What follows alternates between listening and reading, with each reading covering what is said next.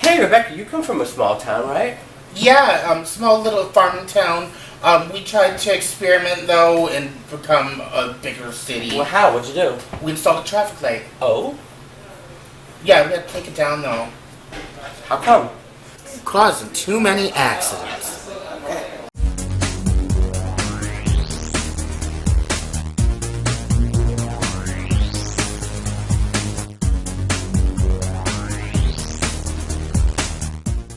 Welcome to the View! Live at Lovegun! Live at Lovegun! Jam-packed auditorium of cool. Yes.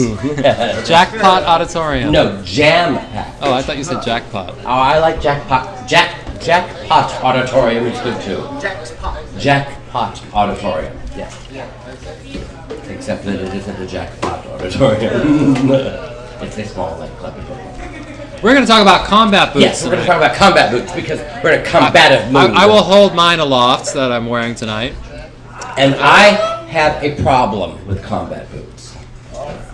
Yeah, believe it or not, Michael doesn't like combat boots. I don't like combat boots. Even though why you want to know? And he doesn't like them, even though he fetishizes skinheads who always wear combat boots. Yes, the one thing I don't like about them, I don't like them because they remind me of ballet slippers.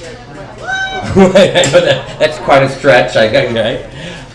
But in that they're flat and they are hard to walk in because they're so flat. And if you're really tall, I guess, like you're like what, like 6'9" I'm or something? I'm 6'1" without shoes. All right. So if you're really tall, they work on you. But I'm not tall, and so they don't work on me, and they're like ballet slippers. But if they have a little heel, they're okay. Well, GQ magazine says that combat boots are hot. Oh, okay. Well, I'm wrong. And that everybody should be wearing them. I'm wrong. And in typical fashion magazine style, they wrote a ridiculous little snippet of an article. Ridiculous little snippet. I like that. Of an article. A ridiculous little snippet. Do you want to read it, or should I read it? If it's a ridiculous little snippet, I will read it. I like reading the ridiculous little snippets. Okay, well, read on. All right. This winter, take your boot cues. I like this one. Take your boot cues. Take your boot cues from punks like The Clash.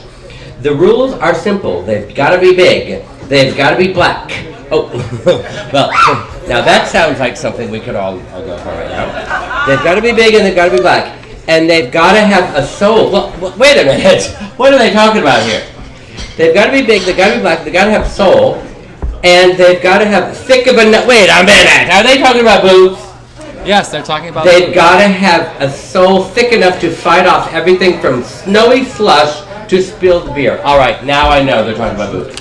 Other than that, I thought they were talking about the tree trunk or something. Now, they're telling you to be punk rock, but yet some of these boots are outrageously expensive. So Rich punk rockers. The Dolce & Gabbana boots, combat boots, are $1,050. Yes. And then we've got the boots from, I think, Kenneth Cole here that are $120. Yeah, nothing screams Cole like Kenneth Cole.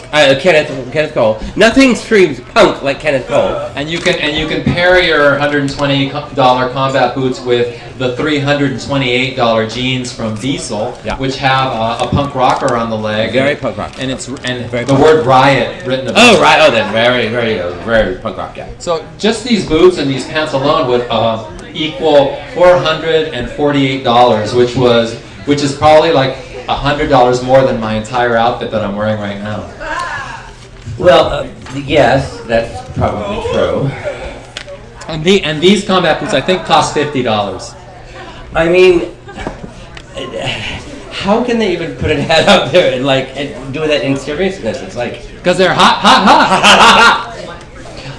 Yeah, I don't. That's why I never read GQ. All right, well, think about combat boots, and we're going to take a breath and be back in a moment. We're going to take a combat booted breath. And now a word from our sponsor.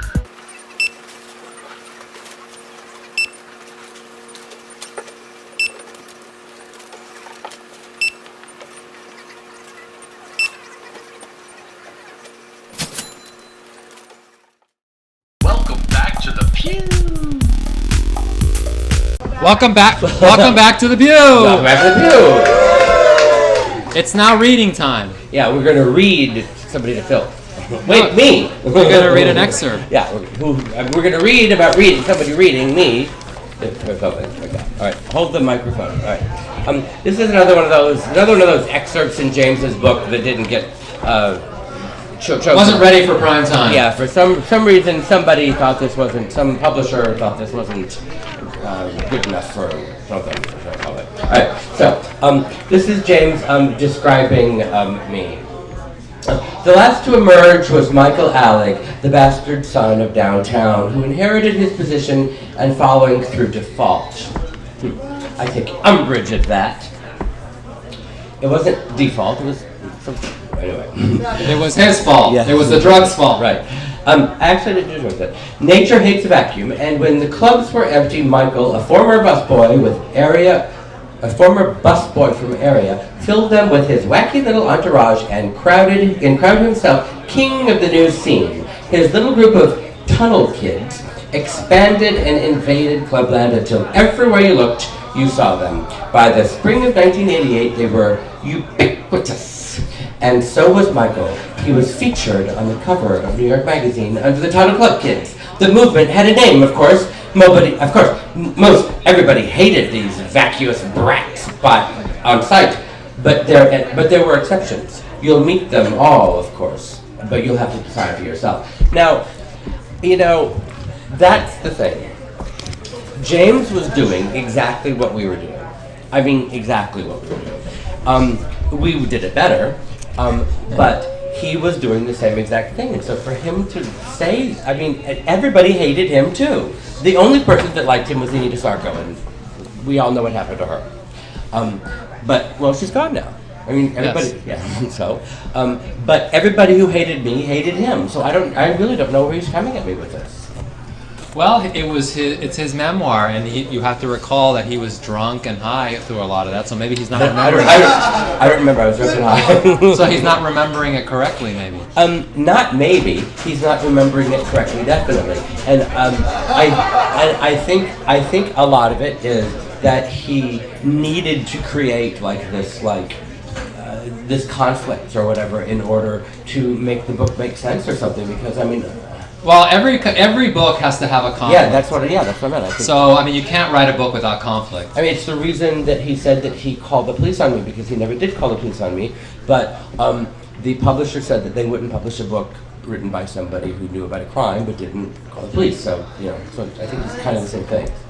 Yeah, well, that was the pre-stop snitching era. The what? the pre-stop snitching. Oh yeah. It was still good. Yeah. You know what stop snitching is? No. It's. Oh yeah. You're not supposed to snitch. You're not supposed to. But you were never supposed to snitch, were you? No, in the olden days, you were supposed to. Back when James was around. You were supposed to call the police if you heard about. Oh yeah, that's like the real old, like the 50s. When James was around. Well, like Gladys Kravitz. Before that toxic concept of stop snitching came. Wait a minute, which is the toxic what? The toxic concept of stop snitching. That's a toxic concept? Yeah, because now the police can't solve any crimes because nobody wants to help them. And you think people should help the cops? Yes. You're being sarcastic, right? No. You can't say it with a straight face. No, I can't. Okay. No. I tried. He had me scared there for a minute. I tried to help the police, but I couldn't. Okay, good. We love the police, especially Lovegun loves the police. I'm sure.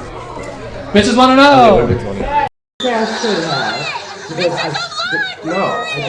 And bitches want to know about James St. James and Party Monster. Oh. They never stop talking about it. It's always a bitch that wants to know about James St. James.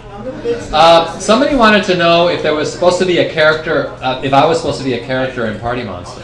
Ernie is a character, definitely. I wasn't in Party Monster because at the time they were filming it, they kept calling me, and I was really busy because I had just started. He was really busy. I had just started a new job. I just started doing a line of cocaine, and well, after doing my line of coke, I did a line of crystal. Right, and then after that, and then I did a line of such a K. Then I had to go to work. I took a Rivotril. Then I had to go to work. Then I woke up and did another line of cocaine. So I just couldn't do it. Yeah. All booked up. All booked up. My nose was all booked up. only the nose knows.